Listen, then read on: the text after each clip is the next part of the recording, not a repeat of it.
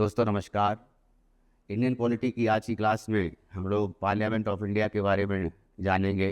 Parliament of India यानी भारतीय संसद, जो संविधान में गिवन है, अनुच्छेद संख्या 79 से लेकर 122 तक भारतीय संसद के बारे में संविधान में लिखित है। तो स्टार्ट करने से पहले आप लोगों से मेरा निवेदन है कि जिन लोगों ने अभी तक चैनल सब्सक्राइब नहीं किया है, चैनल सब्सक्राइब कर लें और बेल आइकन दबा दें। और साथ में ये भी कहना है कि ये वीडियो लेक्चर आप पूरा देखिएगा, स्किप मत कीजिएगा, क्योंकि स्किप जब आप करते हैं तो निश्चित बात है कि कोई ना कोई इंपॉर्टेंट पॉइंट्स जो है वो छूट सकता है, जो कि एग्ज़ाम पॉइंट ऑफ व्यू से बहुत इंपॉर्टेंट हो। तो स्टार्ट करते हैं। सबसे पहले तो पार्लियामेंट ऑफ इंडिया भारत की संसद के 3 अंग होते हैं, जैसा कि आप लोगों को भी पता है। लोकसभा, प्रेसिडेंट और राज्यसभा। प्रेसिडेंट भारतीय संसद के अंग इसलिए कहे गए हैं क्योंकि जो भी विधेयक दोनों सदनों से पास होकर के प्रेसिडेंट के पास जाता है, राष्ट्रपति के पास जाता है, तो राष्ट्रपति उस पर अपनी संस्तुति प्रदान करते हैं। तो लास्ट राष्ट्रपति के पास जाने के बाद कोई भी विधेयक कानून का रूप धारण करता है। इसीलिए पार्लियामेंट में लोकसभा एक सदन है, राज्यसभा दूसरा सदन है और प्रेसिडेंट, इन तीनों को जोड़ा गया है। 550 टोटल मेंबर लोकसभा के होते हैं, जो आइडियल मेंबर्स को कह सकते हैं कि मैक्सिमम संख्या 550 तक होती है।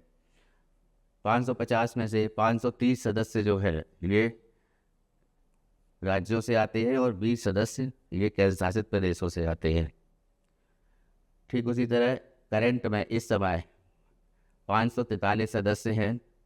पहले 545 सदस्य हुआ करते थे, लेकिन 104वां संविधान संशोधन के द्वारा 2 सदस्य जो एंग्लो इंडियन, जिनको मनोनीत किया जाता था राष्ट्रपति जी के द्वारा, उनको हटा दिया गया है। तो अब 543 सदस्य होते हैं। 543 में से 524 सदस्य राज्यों से होते हैं और 19 सदस्य केंद्र शासित प्रदेशों से होते हैं। राज्यसभा की बात करें तो राज्यसभा में 250 कुल सदस्य हैं। 250 में से 238 सदस्य ये निर्वाचित होते हैं और 12 सदस्य मनोनीत होते हैं राष्ट्रपति जी के द्वारा। ये जो 12 सदस्य मनोनीत होते हैं ये 4 क्षेत्रों से आते हैं, इनको मनोनीत करते हैं राष्ट्रपति। पहला तो है विज्ञान से, फिर कला, फिर उसके बाद साहित्य और समाज सेवा। 230 सदस्य जो है ये 230 सदस्य राज्यों से आते हैं, स्टेट से, और 8 सदस्य ये यूनियन टेरिटरीज से आते हैं, संघ राज्य क्षेत्र से। ठीक है, इस समय करंट में 245 सदस्य जो है ये है संख्या, और 233 सदस्य उसमें राज्यों से है, स्टेट से है, और 12 सदस्य जो मनोनीत हैं वो मुझे बता दिया कि अलग अलग क्षेत्र से राष्ट्रपति मनोनीत करते हैं, जिसमें कला, विज्ञान, साहित्य और समाज सेवा का क्षेत्र सम्मिलित है। अब इन 233 सदस्यों में से 225 सदस्य ये निर्वाचित होते हैं और 8 सदस्य ये निर्वाचित होते हैं स्टेट से, और ये 8 सदस्य जो निर्वाचित होते हैं यूनियन टेरिटरीज से। इन 8 सदस्यों में 3 सदस्य जो हैं वो दिल्ली से होते हैं। 3 सदस्य ये दिल्ली से होते हैं। 1 सदस्य जो है वो पौंडीचेरी से होते हैं।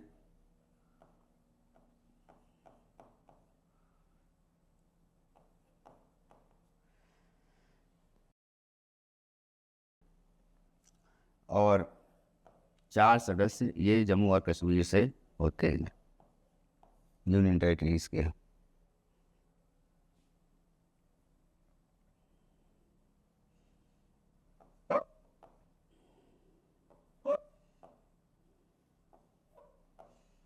ठीक है, तो अब एक बात और बताना था कि हम लोग जानते हैं कि लोकसभा को हाउस ऑफ पीपुल भी बोला जाता है और राज्यसभा को काउंसिल ऑफ स्टेट्स भी बोला जाता है।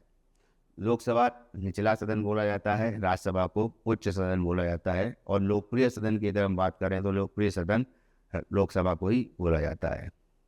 नेक्स्ट आते हैं पार्लियामेंट।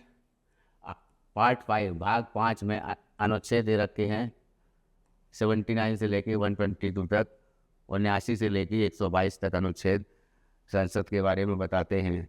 भारतीय संविधान के भाग 5 में इनको ऐड किया गया है। तो आर्टिकल 79 कहता है कि कॉन्स्टिट्यूशन, जो आर्टिकल 79 जो संविधान का जो अनुच्छेद है, ये कहता है there will be a parliament for the union. केंद्र के लिए एक पार्लियामेंट होगी, और वो जो है 3 लोग से मिलकर बनी होगी, प्रेसिडेंट और 2 हाउसेज, जिसमें से एक काउंसिल ऑफ स्टेट्स होगा। जो काउंसिल ऑफ स्टेट है वो राज्यसभा होगा, और दूसरा लोकसभा होगा, हाउस ऑफ द पीपल होगा। ठीक है। अब therefore the parliament has the following 3 organs. अब इसके 3 ऑर्गन्स है, प्रेसिडेंट, लोकसभा और राज्यसभा। फिर कंपोजिशन क्या है लोकसभा का, कि लोकसभा में जो है एक कंपोजिशन के बारे में कि कितने इसमें सदस्य संख्या है उसके बारे में गिवन है। तो मैंने पहले भी आपको बता दिया है कि प्रोविजन जो है regarding the composition of Lok Sabha has been made in article 81 में इसमें गिवन है। आर्टिकल 80 में राज्यसभा के सदस्यों के बारे में कहा गया है संविधान में, और आर्टिकल 81 में अनुच्छेद संख्या 81 में ये लोकसभा के बारे में कहा गया है। तो 81 के अनुसार जो आर्टिकल है भारतीय संविधान का, तो आर्टिकल 81 के अनुसार लोकसभा का जो फिक्स किया गया था मेंबर ऑफ पार्लियामेंट, वो फिक्स किए गए थे लोकसभा में 500। फिर उसके बाद में ओरिजिनली जब कॉन्स्टिट्यूशन बना था, फिर उसके बाद में 7वां संविधान संशोधन जो है 1956 में आया, और 525 सीटें हो गई। फिर उसके बाद 31वां संविधान संशोधन जो आया 1974 में, उसमें 545 सीटें अभी तक हैं। ठीक है, तो 545 सीटें ये हो गई। फिर 7वां जो कॉन्स्टिट्यूशनल अमेंडमेंट एक्ट 1956 के तहत 525, और 31वें कॉन्स्टिट्यूशनल अमेंडमेंट के तहत 1974 में जो आया वो 545। रिजर्वेशन ऑफ SC/ST के लिए भी किया गया है। यहाँ पे जो आरक्षण है वो सीटों का आरक्षण भी किया गया है कि लोकसभा सीट, कुछ लोकसभा सीट जो है अनुसूचित जाति के लिए, और कुछ लोकसभा सीट अनुसूचित जनजाति के लिए सुरक्षित की गई हैं। उसमें एक तरह से रिजर्वेशन का प्रावधान है, आरक्षण का प्रावधान है। तो ये आर्टिकल 330 या अनुच्छेद संख्या 330 में गिवन है संविधान में, और ये रिजर्वेशन प्रोवाइड किया गया है SC और ST को। ठीक है, स्टेट वाइज पॉपुलेशन के हिसाब से। अब उसमें स्टेट वाइज पॉपुलेशन का जो प्रोपोर्शन होता है उसके हिसाब से ये डिसाइड की गई है। SC के लिए जो लोकसभा में सीट है वो 84 है SC के लिए, और ST के लिए 47 है। ये इतनी सीटें जो हैं डिसाइड की गई हैं। नेक्स्ट आते हैं allocation of seat of the state according to the article 81(2). अनुच्छेद संख्या 81 के 2 में कहा गया है कि जो हाउस ऑफ पीपल है, या कहने का मतलब है जो लोकसभा है, उसकी सीट्स जो हैं वो अलॉटेड होती हैं स्टेट से on the basis of their population. अब सीट ऑब्लिक पॉपुलेशन निकाला जाता है, तो जो सीट ऑब्लिक पॉपुलेशन होता है एक राज्य का, वो सभी राज्यों का सीट ऑब्लिक पॉपुलेशन लगभग बराबर होना चाहिए पूरे की पूरी जो लोकसभा की सीटें हैं उसमें। हाँ, बशर्ते इसमें ये कहा गया है कि 60 लाख से अगर कम जनसंख्या है किसी राज्य की, तो वहाँ पर ये प्रोपोर्शन को जो है कंसीडर नहीं किया जाता है। तो प्रोपोर्शन पर the ratio representation shall be kept uniform through out the state and across the constituencies with in the state. तो जो कॉन्स्टिट्यूंसीज हैं स्टेट में, उनके लिए भी कहा गया है कि वहाँ पर भी जो ये सीटों का जो आवंटन होगा, या कह सकते हैं कि जो पॉपुलेशन से जो रेशियो आएगा सीट का ऑब्लिक पॉपुलेशन का, वो लगभग जो है बराबर होना चाहिए राज्य के अंदर भी जो भी कॉन्स्टिट्यूंसीज हैं, जो भी सीट्स हैं। ठीक, each state shall be allotted seat in the house of the people in such a manner that the ratio of the number of the seats to the population कितना होना चाहिए, of the state as far as same होना चाहिए, जितना हो सके उसको बराबर रखा जाए और सभी स्टेट्स के लिए। लेकिन एक प्रोविज़न ये अप्लाई किया गया है यहाँ पर स्टेट के लिए कि ये उन्हीं के लिए, उन्हीं स्टेट्स के लिए है जिनकी पॉपुलेशन जो है उस स्टेट की वो 60 लाख से ज़्यादा है, जैसा कि मैंने बताया। ठीक, अगर 60 लाख से कम पॉपुलेशन है किसी स्टेट की तो वहाँ पर यह प्रोविज़न लागू नहीं होता है। नेक्स्ट है, अब इस प्रोविज़न के तहत जो संविधान में दिया गया है, जो इलेक्टेड मेंबर्स हैं लोकसभा के, वो 543 फिक्स किए गए मैक्सिमम। अभी तो मैक्सिमम जो है 543 हैं, उससे ज़्यादा कितने आ सकते हैं, 550 आ सकते हैं। ठीक है, तो बेसिस ऑफ 1971 की जनगणना जो हुई थी, 1971 की जनगणना के हिसाब से ये 42वें संविधान संशोधन के द्वारा फिर से इसको जो है बढ़ाया गया। तो ये 1971 की जनगणना के हिसाब से जो भी लोकसभा की सीटें या राज्यसभा की सीटें हैं, या कह सकते हैं मेंबर ऑफ पार्लियामेंट्स की जो सीट्स हैं, वो उस समय जो है 543 बताई गई लोकसभा में। लेकिन उसके बाद में 42वें संविधान संशोधन 1976 के समय, जो एट दैट टाइम जब कॉन्स्टिट्यूशन बना था तब डिसाइड की गई थी कि ये 2000 में तक जो है डिसाइड करी गई कि ये सभी जो है कॉन्स्टिट्यूंसी वो उसमें सीटें जो है सेम होंगी और वो 1971 की जनगणना से मिल जाएंगी। ठीक, 84वां संविधान संशोधन आया 2001 में। उसके तहत जो है ये कहा गया कि ये लोकसभा सीट्स की जो संख्या है ये इतनी ही रहेगी कब तक, 2026 तक, जब तक 2026 की जनगणना नहीं हो जाती। तो जब नई जनगणना होगी तो निश्चित बात है सीटें बढ़ेगी। तो 2026 तक ऐसा रखा गया है। Total number of Lok Sabha members will remain 543 only. फिर आते हैं, अब इलेक्शन ऑफ द मेंबर्स क्या होता है, तो इलेक्शन कैसे होता है, तो इसके लिए क्या है, क्या क्या अर्हताएँ आवश्यक हैं कि वो कोई व्यक्ति लोकसभा का मेंबर बन सकता है, एमपी बन सकता है। पहला तो है वो भारत का नागरिक होना चाहिए, व्यक्तिचित और दिवालिया नहीं होना चाहिए, लाभ के पद पर नहीं होना चाहिए, आयु जो है, जो व्यक्ति जो वोट डालता है तो उसकी बात हम बाद में करेंगे, पहले हम बात कर रहे हैं कि उसकी क्वालिफिकेशन क्या होनी चाहिए। तो उसमें जो है दूसरी चीज़ है कि पार्लियामेंट ये डिसाइड करती है समय समय पर कि क्या क्वालिफिकेशन, क्या अर्हताएँ होनी चाहिए। तो ये जो मेजर इम्पोर्टेंट थी कि पहला तो सिटीजन ऑफ इंडिया, दूसरा जो है कि कोई विकृति चित्त या फिर दिवालिया नहीं होना चाहिए, लाभ के पद पर नहीं होना चाहिए, और आयु की बात आती है कि लोकसभा के केस में आयु जो है वो 25 साल है और राज्यसभा में ये आयु 30 साल हो जाती है। ठीक है, तो अब कोई भी पर्सन वोट डाल सकता है, एनी पर्सन, तो वो उसके लिए उम्र जो है वो 18 वर्ष है। पहले ये 21 वर्ष थी, 61वां संविधान संशोधन के द्वारा इसको 18 वर्ष किया गया। तो who is the citizen of India and in 18 years of age और अबव, 18 साल से क्या हो गया, 18 साल से ऊपर का हो, वो इलेक्शन ऑफ द लोकसभा में भाग ले सकता है। लोकसभा के जो आम चुनाव होते हैं जिसमें वोटिंग होती है, जो कि सीधी तौर से भारतीय जनता के द्वारा चुने जाते हैं, जिनकी आयु 18 या 18 वर्ष से ऊपर है, वो वोट डालते हैं। जैसा कि वोटिंग लिस्ट में नाम होता है, जो मतदाता सूची है, तो उसके हिसाब से उनको वोट डालने का अधिकार है। तो प्रत्यक्ष रूप से चुनाव होता है। ही is not disqualified from voting under any law made by the parliament on the basis of unsoundness of mind. अब यहाँ पे आए कि वो किसी भी प्रकार से उसको डिस्क्वालीफाई नहीं किया जाएगा, उसको जो है रोका नहीं जाएगा वोट डालने के लिए, जब तक कि वो, यहाँ पे बात आती है कि वो मानसिक रूप से जो है साउंड होना चाहिए, मानसिक रूप से जो है वो सही होना चाहिए। और दूसरा जो है नॉन रेजिडेंस, अगर कोई है इंडिया का सिटीजन नहीं है तो वो तो निश्चित बात है कि वो भी वोट नहीं डाल सकता है। और तीसरा जो है एनी क्राइम, किसी जुर्म में उसको वो दोषी ना हो, या फिर करप्ट कंडक्ट, या कैसे लें कि भ्रष्टाचार में उसका नाम नहीं होना चाहिए, भ्रष्टाचार को लेकर के भी जेल में गया हो। ये आर्टिकल 326 में कहा गया है।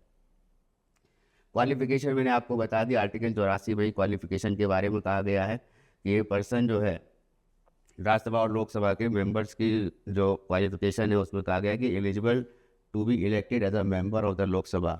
लोकसभा का मेंबर इलेक्टेड होगा यदि वो भारत का नागरिक हो, दूसरा व्यक्ति चित्त दिवालिया ना हो, तीसरा जो इम्पोर्टेंट है वो कि किसी भी लाभ के पद पर ना हो, और चौथा इम्पोर्टेंट है कि उसकी आयु 25 वर्ष से अधिक होगी, तभी वो मेंबर ऑफ पार्लियामेंट लोकसभा का बन सकता है। तो he is a citizen of India, his age at least 25 years होनी चाहिए कम से कम, पजेसेस सच अदर क्वालिफिकेशन। अब इसमें ये भी कहा गया है कि अन्य जो क्वालिफिकेशन हो गई जो कि प्रिस्क्राइब की जाएंगी, बताई जाएगी, या फिर जिन जो कि पार्लियामेंट जो है वो समय समय पर कानून के द्वारा या वहाँ पे जो विधेयक जो भी पास होगा क्वालिफिकेशंस को लेकर के कि क्या क्या क्वालिफिकेशन और होनी चाहिए लोकसभा के सदस्य के लिए, तो वो क्वालिफिकेशन भी इसमें ऐड है। ठीक है, तो उसका विवरण अभी नहीं दिया गया है। Parliament has passed the peoples representation act, 1951 में पीपल्स रिप्रेजेंटेशन एक्ट आया, उसके तहत जो है जो क्वालिफिकेशन बताई गई मेंबर्स की पार्लियामेंट की, उसमें ये कहा गया कि कोई भी व्यक्ति to contest election from the reserve seat. अब ये रिजर्व सीट है SC/ST के लिए, तो रिजर्व सीट अलॉट करी गई है, तो उस सीट पर जो है केवल SC का कैंडिडेट, जहाँ पे SC की सीट है, और जहाँ पे वो ST का कैंडिडेट है, जहाँ पे वो सीट जो है ST की है, उसको वहाँ पर जो है ये उसका रिजर्वेशन किया गया है। तो उन सीटों पर जो है कोई जनरल सीट नहीं होगी वो, तो उस सीटों पर जो आरक्षित सीटें हैं उन पर वही जो है व्यक्ति उम्मीदवार के रूप में वहाँ पर खड़ा किया जाएगा जो कि उसी कम्युनिटी का होता है। ठीक है, तो यहाँ पे a candidate should be the member of the class for which the seat is reserved in any state और the union territory of the India, किसी भी राज्य में और किसी भी केंद्र शासित प्रदेश में। फिर देयर इज नो रेस्ट्रिक्शन, अब कोई रेस्ट्रिक्शन नहीं है रिजर्व कैटेगरी के लिए कि यदि कोई व्यक्ति जो है या कोई उम्मीदवार है, मान लीजिए वो जनरल की सीट है और उस पर अगर SC का उम्मीदवार जो है खड़ा किया जाता है, या फिर उस पर जो है वो MP के लिए चुनाव लड़ता है, मेंबर ऑफ पार्लियामेंट के लिए, लोकसभा के लिए, तो उसके लिए वो जो है ये इसका कोई रेस्ट्रिक्शन, उसमें किसी प्रकार का निषेध नहीं है। लेकिन जो SC/ST की सीटें जो अलॉट की गई हैं उसमें कोई जनरल जो है वो कैटेगरी का कोई कैंडिडेट है वो वहाँ पर जो है उस सीट से चुनाव नहीं लड़ सकता है। ठीक है, तो रिजर्व कैटेगरी के लिए जो सीट्स हैं नो रेस्ट्रिक्शन, को किसी प्रकार का निषेध नहीं है।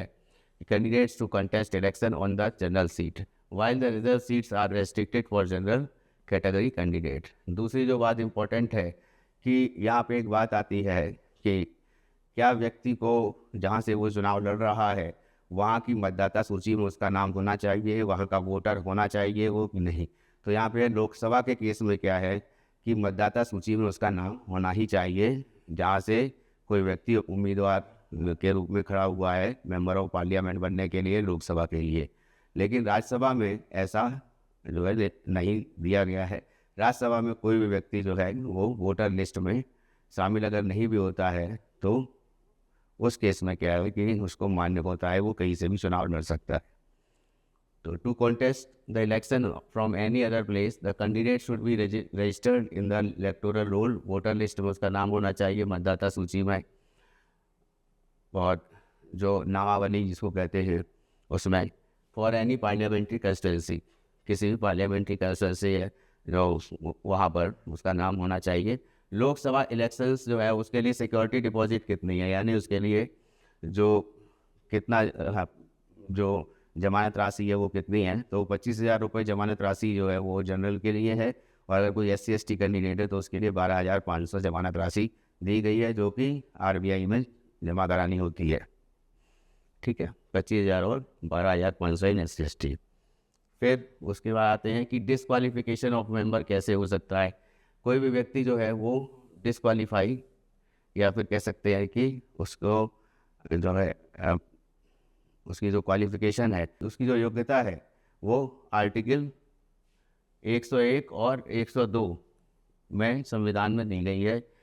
उसके तहत जो है कोई व्यक्ति डिस्क्वालिफिकेशन हो सकता है मेंबर ऑफ पार्लियामेंट जो कि लोकसभा के लिए चुनाव लड़ रखता है, अगर वो कोई भी ऑफिस ऑफ प्रॉफिट की बात कही गई है कि कहीं पर भी वो लाभ के पद पर नहीं होना चाहिए, पहला विकृति चित्त नहीं होना चाहिए, अनसाउंड माइंड की बात कही गई है, और डिस्चार्ज इंसॉल्वेंट नहीं होना चाहिए, उसी की बात कही गई है कि यहाँ पे दिवालियापन के अलावा जो मानसिक रूप से पूरी तरह से सही होना चाहिए, है ना। तो यहाँ पे अगर जो ये कहा जाए कि किसी व्यक्ति का अगर मानसिक रूप से सही संतुलन नहीं सही है, और जो अस्पतालों में जैसे भर्ती होते हैं जो मनोरोग के, तो उनको जो है वोट डालने का अधिकार नहीं होता है, ठीक है। इसके साथ साथ जो जेल में जो कैदी बंद होते हैं उनके लिए भी, उनको भी वोट डालने का अधिकार नहीं होता है, ठीक है।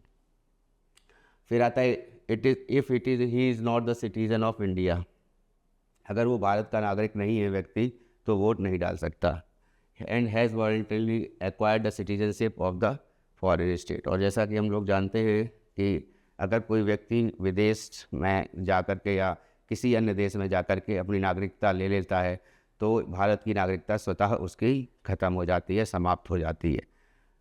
तो ऐसे केस में भी वो डिस्क्वालीफाइड होगा मेंबर बनने के लिए। Owes allegations to the foreign state, और साथ में जो है अगर मान लीजिए विदेश के किसी देश में, या कह सकते हैं कि अमेरिका हो या चाहे ब्रिटेन हो या फिर चाहे रशिया हो या चाहे चाइना हो, मान लीजिए कहीं भी गया है व्यक्ति और वहाँ पर जो है दोषी पाया गया किसी उनके विधान में विधि के अनुसार, तो वहाँ पर वो दोषी पाया गया और अगर वो दंडित करने के लिए FIR उसके खिलाफ हो जाती है तो भी वो व्यक्ति जो है वो डिस्क्वालीफाई माना जाएगा।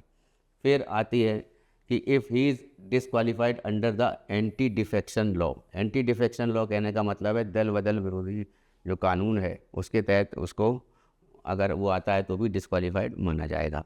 अब ये यहाँ पे बात आती है कि दल बदल संबंधित जो कानून है उसमें क्या क्या प्रोविज़न है जो कि एक मेंबर को डिस्क्वालीफाइड करते हैं। तो पहला जो चीज़ है कि इसको ये जान लीजिए कि 52वां संविधान संशोधन आया, 52nd संविधान संशोधन के तहत दल बदल से संबंधित जो अनुसूची है वो 10वीं अनुसूची को जोड़ा गया, ठीक है। 10th शेड्यूल जोड़ा गया कॉन्स्टिट्यूशन में। और इसमें अब हम बात करते हैं दल बदल कहने का मतलब है कि मान लीजिए कोई व्यक्ति जो चुन के आया है वो रेजिग्नेशन दे देता है, अपना त्यागपत्र दे देता है लोकसभा से या मेंबर ऑफ पार्लियामेंट से, तो वो व्यक्ति जो है वो डिस्क्वालीफाइड माना जाएगा। उसके बाद बात आती है कि मान लीजिए कोई व्यक्ति जो सरकार में है, अब यहाँ पे निर्दलीय की बात आती है कि निर्दलीय कोई उम्मीदवार है वो अगर किसी दल में शामिल हो जाता है तो भी उसको डिस्क्वालीफाइड माना जाएगा। तो पहला तो हो गया कि वो अपना त्यागपत्र देता है मेंबर ऑफ पार्लियामेंट से, दूसरा जो है वो अपनी निर्दलीय पद से जो सीट से चुनाव लड़ा है और वो जीता है, उसके बाद जो है मेंबर ऑफ पार्लियामेंट बन रहा है और अगर वो किसी दल में शामिल हो जाता है तो वो जो है उस केस में जो है उसको मेंबर ऑफ पार्लियामेंट नहीं माना जाएगा। तीसरा क्या है कि इसमें ये भी बात करी गई है कि अगर कोई व्यक्ति मान लीजिए व्हिप जारी होती है, व्हिप जारी कहने का मतलब है, एक मिनट रुकिए,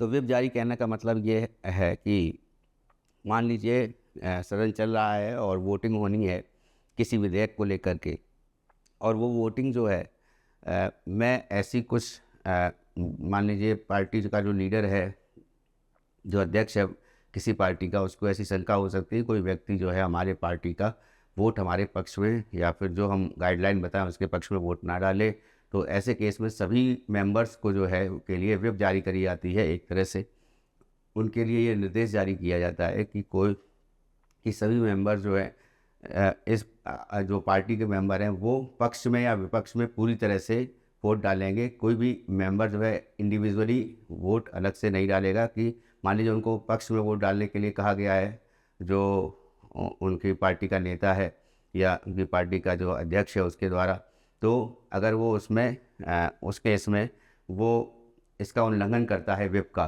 तो भी उसकी जो मेंबर ऑफ पार्लियामेंट की जो अर्हता है वो, या फिर उसकी जो डिस्क्वालिफिकेशन सिद्ध होती है, और वो इसके लिए डिस्क्वालीफाइड माना जाएगा। उसके बाद आते हैं चौथा, जो मोस्ट इम्पोर्टेंट है, ये राज्यसभा के लिए है। राज्यसभा के लिए क्या है कि 12 मनोनीत सदस्य होते हैं राष्ट्रपति के द्वारा, जो कि आयरलैंड के संविधान से हमारे संविधान में लिए गए हैं। अब ये 12 सदस्य जो हैं, ये 12 सदस्य मान लीजिए 6 महीने के बाद में, 6 महीने तक उन्होंने राज्यसभा में मेंबर ऑफ पार्लियामेंट रहे और 6 महीने के बाद उन्होंने किसी पार्टी को ज्वाइन कर लिया, तो उस केस में भी वो एंटी डिफेक्शन लॉ के तहत, दल बदल विरोधी कानून के तहत ये जो है उनको डिस्क्वालीफाइड किया जाएगा, वो भी डिस्क्वालीफाइड माने जाएंगे। ठीक है। उसके बाद आते हैं टेन्योर इनका कितना होता है, 5 वर्ष का होता है, 5 इयर्स का टेन्योर होता है। 83 के 83(2) में ये आर्टिकल है जो संविधान में, जो अनुच्छेद है उसमें ये गिवन है कॉन्स्टिट्यूशन में, कि टर्म ऑफ द लोकसभा कितनी होगी, 5 साल होगी, फ्रॉम द डेट ऑफ इस फर्स्ट मीटिंग। पहली मीटिंग जब आप, सबसे पहले जो राष्ट्रपति जब पहली मीटिंग लेते हैं, तो दोनों सदनों की जो नई सरकार चुन के आती है, उसके बाद जो है दोनों सदनों की संयुक्त अधिवेशन को जो है बुलाया जाता है राष्ट्रपति के द्वारा। तो उस दिन से, उस डेट से, जिस दिन से बुलाया जाता है, उस डेट से उसकी जो है मेंबर ऑफ पार्लियामेंट वो स्टार्ट हो जाती है, कि उस दिन से उसको, उस डेट से उसको मेंबर ऑफ पार्लियामेंट माना जाता है, उस डेट से लेकर 5 साल तक। अब लोकसभा अगर डिसॉल्व हो जाती है 5 साल से पहले, ठीक है, पहली तो बात है कि 5 साल पूरे होने के बाद डिसॉल्व हो जाती है, तो कहने का मतलब है कि अब हम लोग ये भी जानते हैं कि मान लीजिए कि सरकार में 5 साल पूरे हो रहे हैं और उसके बाद प्रधानमंत्री जाके अपना त्यागपत्र अगर दे देते हैं राष्ट्रपति को, तो उस केस में क्या होता है कि राष्ट्रपति जो है उनका त्यागपत्र अगर एक्सेप्ट कर लेते हैं, तो लोकसभा स्वतः ही भंग मानी जाती है। उसके बाद फिर लोकसभा जो है पूरी तरह से डिसॉल्व मानी जाती है, क्योंकि जितनी मंत्रिपरिषद के जितने भी सदस्य हैं उनकी भी सदस्यता उसमें चली जाती है। लेकिन अगर केवल एक मंत्री जो है वो अगर जाकर के अपनी रेजिग्नेशन देता है और राष्ट्रपति को, तो उस केस में जो है वो रेजिग्नेशन दे सकता है। वहाँ पर जो है पार्टी की सदस्यता नहीं जाती है, वहाँ पे केवल उस पर्सन की सदस्यता जाती है, तो वहाँ पे लोकसभा भंग नहीं होती है। ठीक है। तो ये कहा गया है कि 5 साल के पीरियड के अगर उनका पीरियड पूरा हो जाए, 5 साल का कार्यकाल, but it can be dissolved by the president even before this period on the advice of the prime minister. ठीक है। अब आते हैं प्रोक्लेमेशन ऑफ इमरजेंसी, कि जब इमरजेंसी लगती है या फिर जब 352 अनुच्छेद के तहत जो आपातकाल के बारे में बताया गया है भारतीय संविधान में, आपातकाल की स्थिति में या तो हमारे बाहरी आक्रमण होता है किसी देश से, या युद्ध होता है, या फिर जो सशस्त्र विद्रोह होता है। पहले ये आंतरिक अशांति था, तो आंतरिक अशांति को हटा करके सशस्त्र विद्रोह को किया गया। ठीक है। जब इंदिरा गांधी चुनाव हार गई थी और उसके बाद मोरारजी देसाई जो है वो प्राइम मिनिस्टर बने थे, तो उसके तहत इस प्रोविज़न को कन्वर्ट किया था। क्या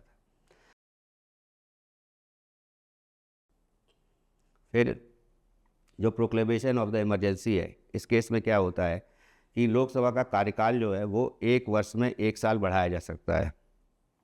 अगर इमरजेंसी का चल रही है 352 अनुच्छेद के तहत, तो लोकसभा कार्यकाल पहले वर्ष में 1 साल बढ़ाया जा सकता है। फिर क्या है, दूसरे बार भी 1 साल बढ़ाया जा सकता है, तीसरी बार भी 1 साल बढ़ाया जा सकता है, मतलब 3 बार जो है 1-1 साल बढ़ाने का प्रावधान है।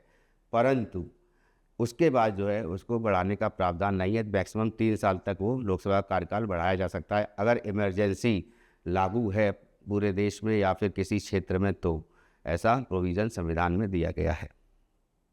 तो proclamation of the emergency is in force, the parliament can by law extend the term of the Lok Sabha, बढ़ा सकती है लोकसभा का टर्म पार्लियामेंट, संसद, which shall not be the more than 1 year at a time, जो कि 1 साल से ऊपर नहीं होना चाहिए एक बार में, मैक्सिमम 3 साल तक। ठीक है।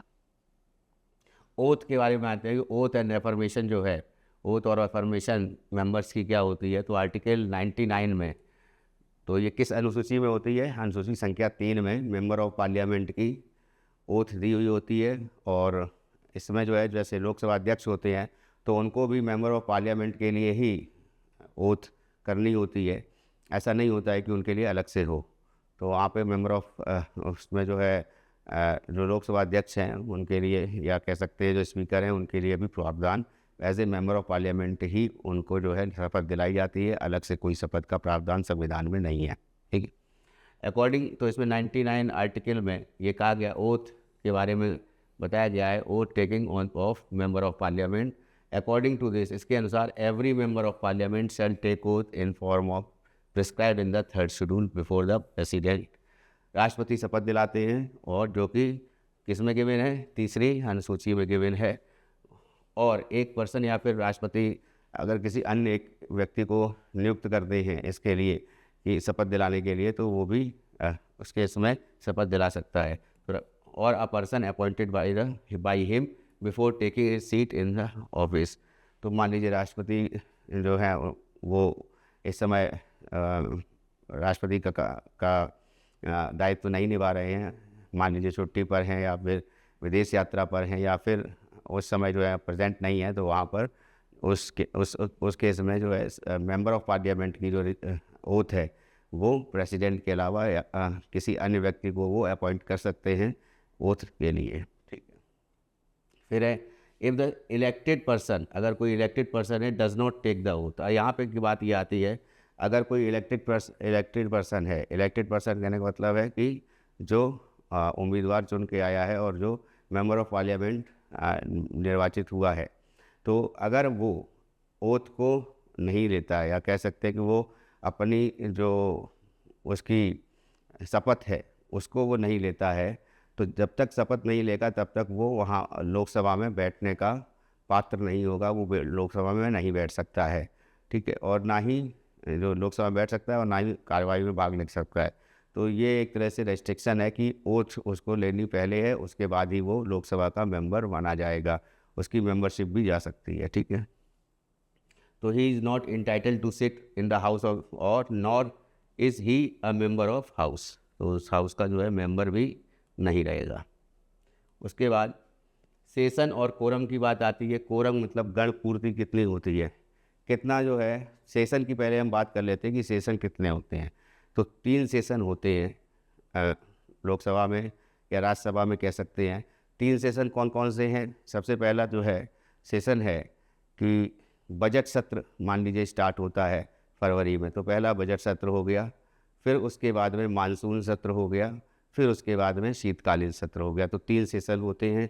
और उसमें भी ये कहा गया है कि 2 सेशन के बीच में, जो पहला सेशन मान लीजिए एंड हुआ उस तारीख से लेकर के दूसरा सेशन जो स्टार्ट हुआ उस तारीख तक के बीच में 6 महीने से ज़्यादा का गैप नहीं होना चाहिए, पहली चीज़ है। और जो गणपूर्ति की बात कही गई है, वो गणपूर्ति कुल सदस्य का 1/10 सदस्य होती है। तो 55 सदस्य जो मान लेंगे हम कि 55 सदस्य लोकसभा में जो है प्रेजेंट होने चाहिए। अगर लोकसभा में 55 सदस्य प्रेजेंट नहीं होते हैं, कम होते हैं उससे, तो लोकसभा जो है उसको एक तरह से कह दिया जाएगा कि अध्यक्ष के द्वारा कि स्थगित कर दी गई है। तो लोकसभा को सस्पेंड किया जा सकता है, स्थगित किया जा सकता है। तो ऐसे केस में जो है गणपूर्ति होनी चाहिए। गणपूर्ति नहीं होती तो किसी विधेयक पर भी चर्चा नहीं होती है, लोकसभा को एडजर्न माना जाता है, या फिर कह सकते हैं लोकसभा को जो है जब तक गणपूर्ति नहीं होती है तब तक उसको स्थगित किया जा सकता है कार्रवाई को। ठीक है, तो the president and the session call the session of the Lok Sabha. आहूत कौन करता है लोकसभा का जो सेशन होता है, लोकसभा का सेशन आहूत करते हैं राष्ट्रपति। ठीक है, और at least twice in the year, कम से कम 2 सेशन होने ही चाहिए एक साल में। ये इम्पोर्टेंट है कि लोकसभा के लिए 2 सेशन होने चाहिए कम से कम एक साल में। तो फिर ये चीज़ जो है वो राज्यसभा के लिए भी है। ठीक है, to constitute a session quorum कितना होना चाहिए? 1/10 सदस्य जो होने चाहिए वो प्रेजेंट होने चाहिए टोटल मेंबर के, तभी जो है कोरम गणपूर्ति मानी जाएगी, तभी किसी विधेयक पर चर्चा होगी या फिर अन्य विषय पर चर्चा होगी। ठीक है, हाउस में। ठीक है, there shall not be a gap more than 6 month का 6 महीने से ज़्यादा का गैप नहीं होना चाहिए डेट फिक्स्ड जो करी गई है लास्ट मीटिंग की, और नेक्स्ट जो मीटिंग की पहली डेट है, यानी पहले सत्र की जो अंतिम दिन है और उसके बाद जो सत्र आने वाला है उसकी पहला दिन है, उनके बीच के में जो है 6 मंथ से ज़्यादा का गैप नहीं होना चाहिए। फिर है इस समय जो है गणपूर्ति 55 रखी गई है लोकसभा की, quorum of in the Lok Sabha, और so if so many members are not present, अब इसमें जो है मेंबर्स प्रेजेंट नहीं होते हैं तो इस केस में speaker shall suspend the session until the quorum is reached. तो ये अभी तक हमने लोकसभा के बारे में जाना कि लोकसभा के क्या क्या प्रावधान है संविधान में दिए गए हैं, किस तरह से उम्मीदवार का चयन होता है, कौन लोग वोट डाल सकते हैं या कौन लोग वोटर लिस्ट में शामिल होते हैं वही वोट डाल सकते हैं जहाँ पे भी वो वोटर लिस्ट है। तो इस सेशन को अभी यहीं पर विराम देते हैं। यहाँ इसके बाद जो है जो राज्यसभा है उसके बारे में चर्चा करेंगे और कुछ इम्पोर्टेंट अगर पॉइंट्स हैं तो उनके बारे में भी चर्चा करेंगे नेक्स्ट वीडियो में। तो जाने से पहले फिर से मेरा निवेदन है कि जिन लोगों ने चैनल अभी तक सब्सक्राइब नहीं किया है चैनल सब्सक्राइब कर लें और बेल आइकन दबा दें ताकि जो भी नया वीडियो अपलोड हो उसकी जानकारी आपको मिल जाए। इन्हीं शब्दों के साथ बहुत बहुत धन्यवाद।